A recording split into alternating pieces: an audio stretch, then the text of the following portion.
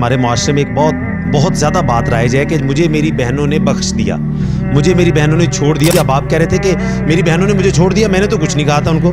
تو کیا شریعت کے اندر اس چیز کی گنجائش ہے کہ دباؤ ڈال کے یا بہنیں کیا خوشی سے چھوڑ سکتی ہیں؟ یا ایک ضروری بات جو میں پوچھنا چاہتا ہوں آپ سے کہ شادی کے بعد اس عورت کے مال کے اوپر کیا اس عورت کو نہیں چاہیے کہ اپنے شوہر سے مشورہ کر لے اپنے بھائیوں کو گفٹ دینے سے پہلے؟ صحیح کائنڈلی ذرا اس کی بھی وضاحت کر دیں, یہ بڑی ضروری چیز ہے. اب ہمارے ہاں ہوتا یہ ہے کہ بعض اوقات تو باپ جو ہے وہ خود ہی اپنی بیٹیوں کو محروم کر جاتا ہے زندگی میں. یہ اس کا بہت بڑا جرم ہے, اللہ, بہت بڑا گناہ ہے. باپ فوت ہو جاتا ہے, اس نے تو کوئی ایسا قدم نہیں اٹھایا تھا. اب بھائی جو ہیں وہ بہنوں کو وراثت سے محروم کرتے ہیں. بالکل. اچھا, اس کے لیے ہیلا کیا کہتے ہیں, بہانہ کیا کرتے ہیں کہ جی انہوں نے معاف کر دیا, انہوں نے لیا نہیں, انہوں نے دیا نہیں. حالانکہ پہلی بات تو یہ ہے کہ معافی کا یہ طریقہ نہیں. ان سے پوچھا جائے بھی آپ نے لینا ہے یا معاف کرنا ہے یا کیا کرنا ہے, یہ آپ ان کو دیں نا. بالکل ایسی ہے. وہ مطلب ان کا جو حصہ ہے وہ آپ اس کے گھر میں جا کے دے دیں, یہ آپ کا اس کے سپرد کریں, سپرد کریں. اب اس کے بعد وہ آپ کو سارا دے دے, بالکل ٹھیک ہے. وہ اس میں سے کچھ دے دے, یہ اس کا کچھ نہ بھی دے تو ناراضگی نہیں ہے. ناراضگی کا یہ اس کا مطلب اپنا حق ہے. کچھ نہ دینے سے مطلب یہ نہیں ہوگا کہ بہن نے میری حیا نہیں کی, بلکہ اس پر خوش ہونا چاہیے نا. ہاں یہ بات. اگر وہ بہن نہیں لیتی ہے, دل میں اس کے جو ہے نا وہ رنجش رہتی ہے, صرف وہ کسی خوف کی وجہ سے کہ بھائی مجھے ملے گا نہیں یا ناراض ہوگا, تو اس کو تو قیامت کے دن دینا پڑے گا. وہ تو کوئی معافی نہیں ہے, وہ تو اس کی مجبوری ہے. یعنی حقیقت میں یہ ابھی آپ نے ایک نیا نقطہ میں میرے علم میں بھی اضافہ ہوا ہے کہ حقیقت میں مال سپرد کرنے کے بعد کی باتیں بغیر دیے ہی معافی ہوئی جا رہی ہے. بغیر دیے معافی ہوئی. یہ اس کا مطلب یہ تصور باطل ہے. یہ مطلب آپ کہیں کہ پہلے اس کو دیں گے, ہاں پھر اس کو اختیار حاصل ہے, بہن کو وہ تھوڑا دے آدھا دے, اس کے بچے ہیں ان کی ضروریات پوری کرے. آپ کو دل سے دینا چاہیے کہ میں نے دے دیا ہے. بہن کو بھی چاہیے خاوند سے مشورہ کرے, اپنے اولاد سے, بچوں سے.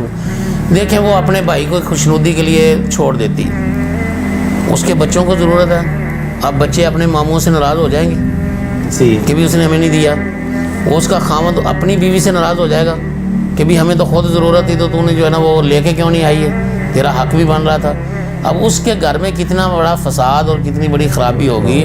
نہ وہ بچے ماں کی اس کا ادب احترام کریں گے, نہ ہی خاوند کے دل میں اس طرح کی وہ محبت باقی رہے گی. یہ ضروری نہیں ہے کہ وہ لالچ ہی کرے, لالچ نہ بھی ہو نا, تو یہ ایک فطری چیز ہے, ان کا حق ہے, ان کو مل نہیں رہا ہے. ان کو مل رہا ہے. ویسے بھی شیخ صاحب, بیوی کو میرے ناقہ سلم کے مطابق بیوی کو کم از کم شوہر سے مشورہ کرنا چاہیے. ابھی ان کے گھر کے اندر راشن نہیں ہے اور اس کے بھائی نے لینی ہے مرسڈیز لینی ہے, تو بھئی تم اپنے گھر کا بھی تو خیال کرو, تم اپنے شوہر سے بھی تو مخلص ہو نا. بالکل ایسا. اپنے بھائیوں کی خاطر اگر ان کے حقوق ہیں تو تمہارے بیٹے کے حقوق ہیں, بیٹی کے ہیں تمہارے شوہر کے بھی حقوق ہیں. بالکل صحیح بات. تو اس کا مطلب ہے یہ جو ہمارا لوگوں نے دھندا بنایا ہوا ہے کہ کاغذی کاروائی کر کے معافی ہے. اچھا, اگر شیخ صاحب ایک اس میں پھر غور بات ہے نا, لوگ اصل یہ بھی سننا چاہتے ہیں کہ بھئی ہم نے بہن کو دھوکہ دے کے یا لوگوں نے معاف کروا لیا, تو وہ ہمارے پنجابی میں کہتے ہیں دب کر کے جی بہن نے کر دیا. تو وہ بندہ کتنا گناہگار ہوگا, مطلب وہ کس درجے کا گناہگار ہے بندہ؟ دیکھیں وہ مال حرام کھا رہا ہے. اللہ اکبر. اور حرام مال کھانا کتنا بڑا جرم ہے.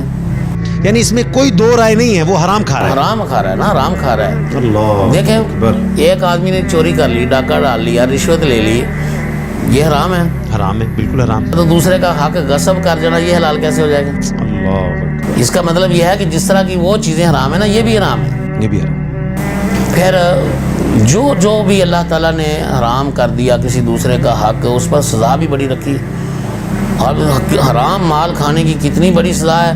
فرمایا جسم میں ایک لقمہ حرام کا چلا جائے تو 40 دن تک اس کی عبادت قبول نہیں. اللہ اکبر. اس کا مطلب جس نے زمین اپنی بہن کی یا اپنی ماں کی جس نے کھا لی ہے, وہ اب پڑھتا رہے نمازیں, عبادات کرتا رہے, حج کرتا رہے, حاجی صاحب بن جائیں. بالکل صحیح. لیکن کام خراب ہے, وہ حرام کھا رہا ہے, تو پھر عبادات 40 دن کرتے کرتے زندگی گئی اس کی. اس کے ساتھ میں اور ایک حدیث آپ کے سامنے رکھ دیتا ہوں کہ رسول اللہ صلی اللہ علیہ وسلم نے یہ بات ارشاد فرمائی کہ ایک آدمی لمبا سفر کرتا ہے, پورا گندہ حال ہے, اس کے گرد و غبار پڑی ہے. اللہ مسافر آدمی کی دعا اللہ تعالیٰ جلدی قبول کرتے ہیں نا, اس لیے کہ اس کی حالت کیفیت ہی ایسی ہوئی ہوتی.